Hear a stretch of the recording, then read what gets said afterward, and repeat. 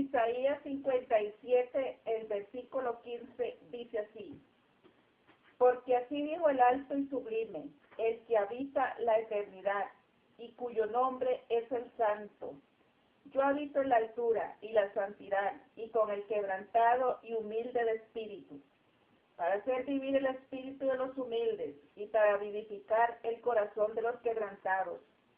Porque no contenderé para siempre, ni para siempre me enojaré, pues decaería ante mí el espíritu y las almas que yo he creado.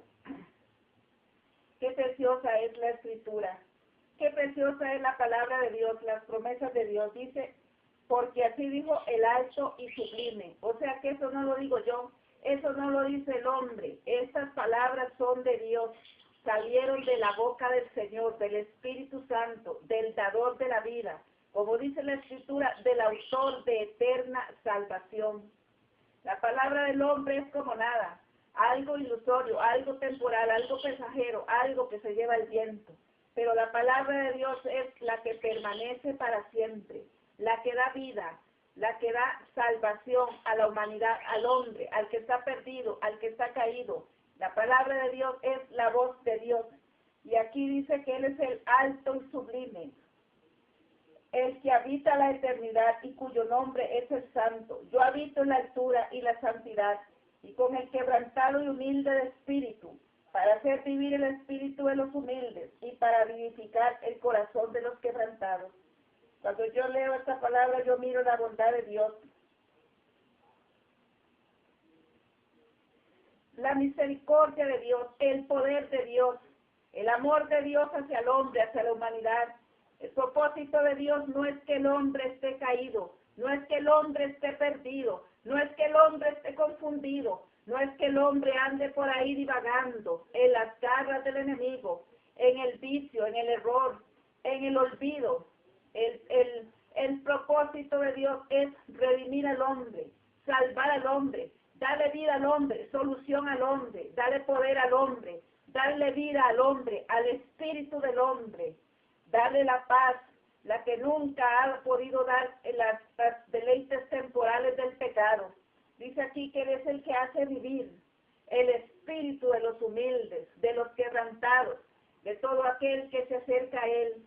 Ser humilde es reconocer que Dios es Dios, que nosotros no tenemos otro hacedor.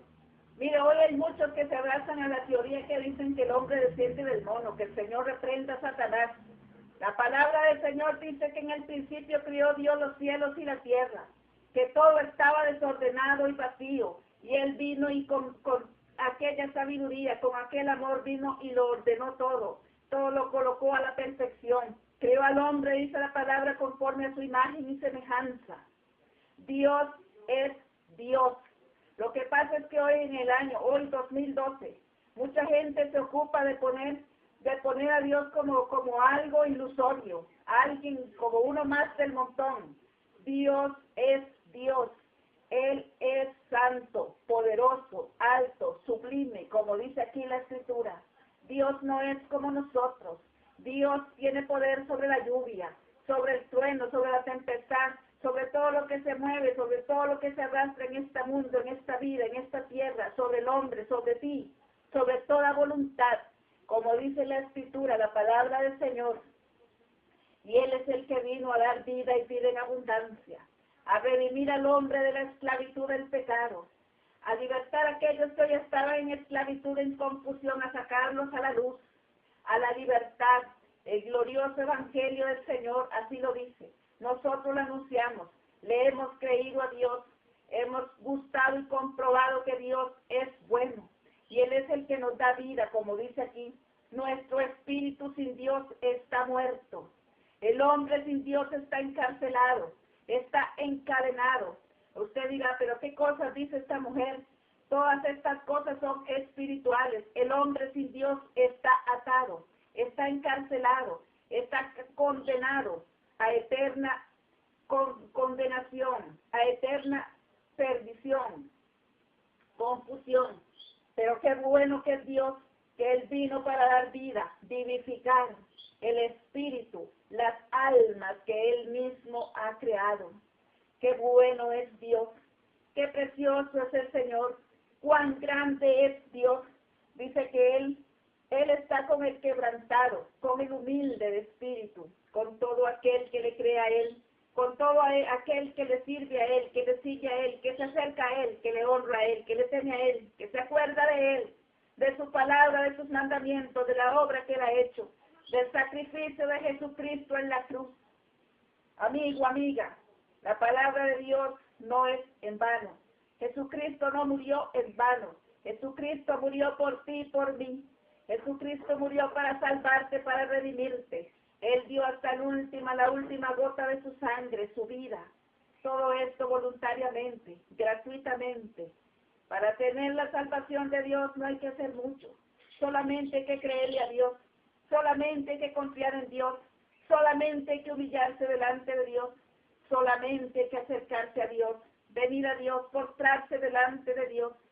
La palabra del Señor dice que Dios mira de lejos al altivo, aquel que se cree grande en su propia fuerza, en su propia opinión, aquel que se siente no necesitado. Mire, yo en una oportunidad conocí a un hombre a quien yo le prediqué el Evangelio y me dijo, no, yo no creo en Dios, yo no necesito de Dios, yo no necesito de más, yo estoy suficiente con lo que yo hago, ya es suficiente. Amigo, amiga, la gente está equivocada.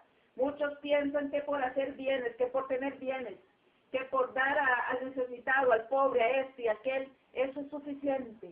Amigo, amiga, la salvación viene por aceptar usted a Jesucristo el Señor. Este hombre no se sentía necesitado de Dios. Se sentía que aquellas obras de caridad que él estaba haciendo eran suficientes para él.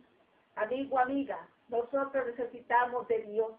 No podemos creer que nos vamos a salvar por las obras de caridad, por lo que estamos dando, por lo que estamos haciendo en este mundo a la humanidad. Nos vamos a salvar por creer en Dios, por confiar en Dios, por aceptar a Dios, el sacrificio de Jesucristo. Por eso yo le invito a usted hoy a aceptar a Jesucristo, a decirle sí a Dios, a reconocer el sacrificio del Señor, aquella sangre poderosa, redentora, derramada una vez en una cruz por cada uno de nosotros. Acercarse a Dios en mansedumbre, en humildad. Ser humilde, como dice aquí la palabra, es reconocer que Dios es Dios, que Él nos hizo y no nosotros a nosotros mismos, como dice la Escritura. Yo te animo hoy a acercar a Dios, acercarte a Dios, a recibir a Dios. No te vas a arrepentir de esta decisión, porque esta sí que es una sabia decisión. Que Dios te bendiga.